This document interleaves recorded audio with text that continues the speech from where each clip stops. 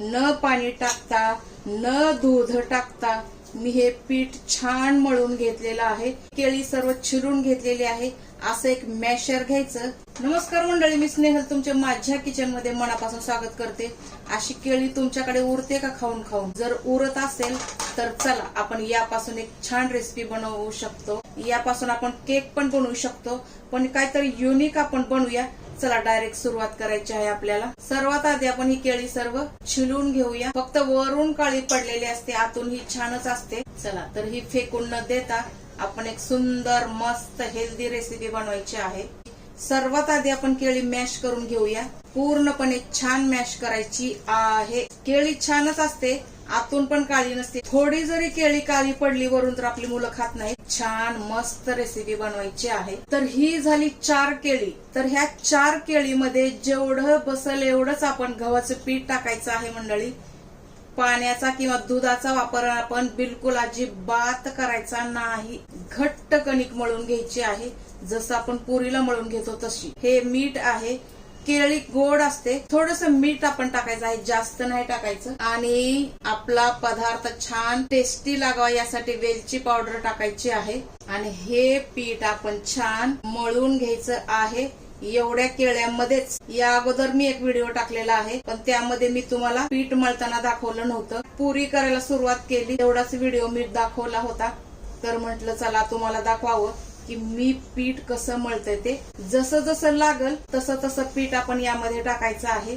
पीठ टाकलं तर केळी काय एवढी आपल्याला गोड नाही लागणार, तर तुम्ही यामध्ये एक्स्ट्रा पीठ टाकून गुळाचं पाणी टाकू शकता जर तुम्ही प्रवासात जात असाल। असंच आपण ही घट्ट अशी कणिक मळून घ्यायची आहे, न पाणी टाकता किंवा न दूध टाकता। आणखीन यामध्ये पीठ बसणार आहे मंडळी। थोडं थोडं टाकत जायचं मंडळी, एकदम नाही टाकायचं। जोपर्यंत घट्ट होत नाही, आपण पुरी कशी करतो तसं पीठ होत नाही तोपर्यंत आपण पीठ। हे बघा मैत्रिणीनं, दोन्ही हाताने पीठ छान मळून घ्यायचं आहे। पीठ मळल्याच्या नंतर थोडा तेलाचा किंवा तुपाचा हात आपण वरती लावायचा आहे। तेल किंवा तूप लावल्याच्या नंतर आणखीन थोडं मळून घ्यायचं आहे। चांगले 4-5 मिनिट द्या मंडळी ह्याला मळण्यासाठी। चला आपलं पीठ छान मळून झालेलं आहे मंडळी। आपण हे असं पीठ पाहिजे बघा, जास्त पातळ नको। पुरी आपण करतो तोच प्रकार, न पाणी टाकता न दूध टाकता मी हे पीठ छान मळून घेतलेलं आहे। आपण आता हे 10 मिनिटासाठी ठेवून देऊया, तोपर्यंत आपण तेल गरम करूया। चला मंडळी, साधारण 10 मिनिट तर कमीत कमी झाले असतील। परत एकदा काढून आपण थोडस मळून घ्यायचं आहे। आणि आपण काय करायचं, किंवा तुम्हाला जो आकार आवडेल त्याप्रमाणे पीठ घ्यायचं आहे। जास्त पातळ पण करू नका, जास्त जाड पण करू नका, मीडियम साईजचे बनवून घ्यायचं आहे। आणि याच्या आपण छान पुऱ्या बनवून घ्यायच्या आहेत मंडळी। पीठ लावा, तेला तुपाचा जरी हात लावला तरी चालेल।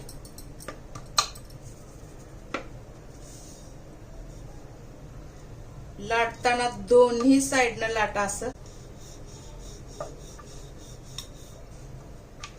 गोल गोल राऊंड राऊंड छान लाटून आपण फ्राय करून घेऊया मंडळी।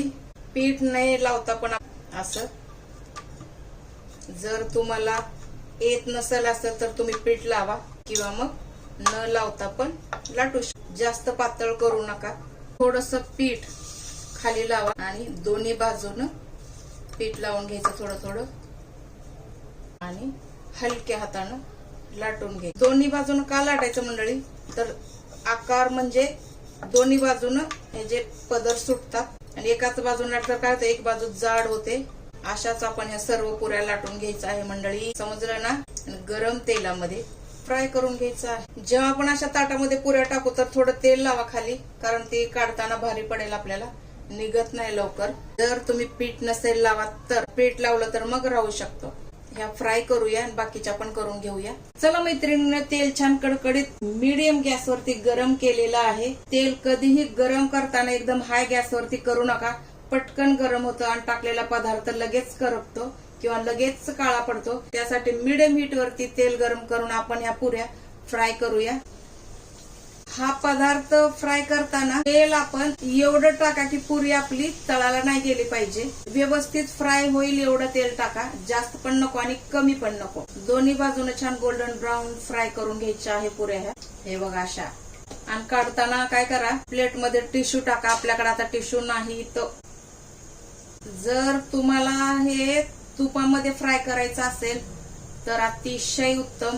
त्यासारखा हेल्दी पदार्थ नाही. जर तुपामध्ये फ्राय करायचा असेल तर तुम्ही करू शकता. ह्या आहेत आपल्या मस्त पैकी केळीच्या पुऱ्या.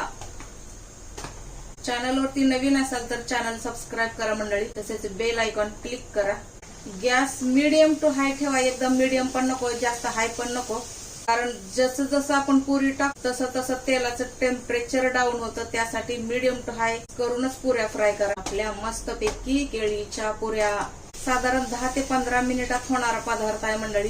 प्रवासात आवर्जून घेऊन जावा. आणि यामध्ये तेल जास्त ऍब्झॉर्ब नाही होत, हे एक महत्वाची गोष्ट आहे. आणखीन बाकी करायच्या राहिलेल्या आहेत, त्या सर्व केल्याच्या नंतर आपण भेटणार आहोत. चला मंडळी, आपल्या सर्व पुऱ्या बनवून झालेल्या आहेत. हा 4च केळीचा प्रताप आहे मंडळी. आणि हे एवढ्या सुरुवातीला केलेल्या. कसा वाटला व्हिडिओ सांगायला अजिबात विसरू नका मंडळी. व्हिडिओ आवडला असेल तर नक्कीच लाईक करा, शेअर करा, चॅनलला सबस्क्राईब करा. भेटूया आपण पुढच्या रेसिपीसह.